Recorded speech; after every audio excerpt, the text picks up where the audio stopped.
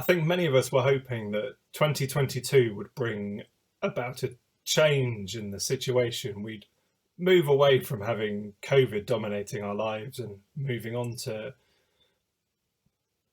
entering a new normal, a chance to be closer with God. And we've been reflecting on that in our services at church, looking at how to be more holy, how to be more like God.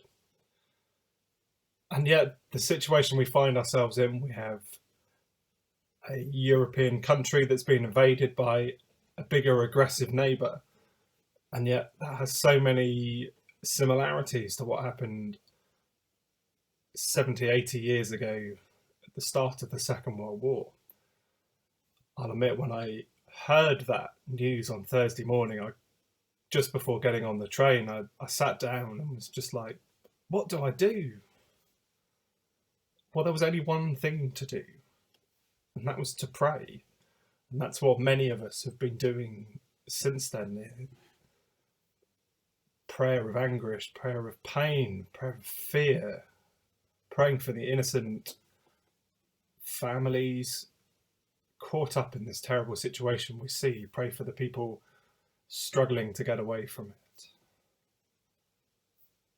Those of you who'd have been in church on Sunday morning will have heard the news, which is both absolutely fantastic and yet at the same time quite sad and upsetting, which is, Eleanor will be leaving us shortly to take up a new position at another church.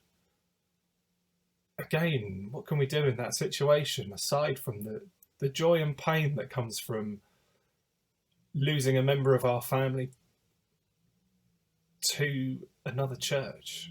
Pain of losing, but the joy that the work is carrying on somewhere else, that God's message is still moving forward. And I'm reminded really of the passage from Ephesians 6, verse 18, and it says, "And pray in the Spirit on all occasions, with all kinds of prayers and requests. With this in mind, be alert, and always keep on praying for all of the Lord's people." What can we do in the situations we're finding ourselves in? Pray. Pray for Eleanor as she goes to a new church. Pray for those of us who are going to feel a sense of loss that she's no longer with us.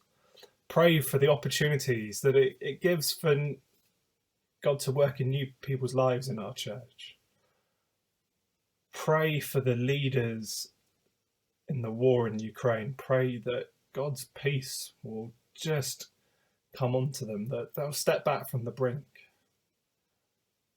Pray for love, pray for fear, pray for God's presence to be on each one of us, no matter what we're facing.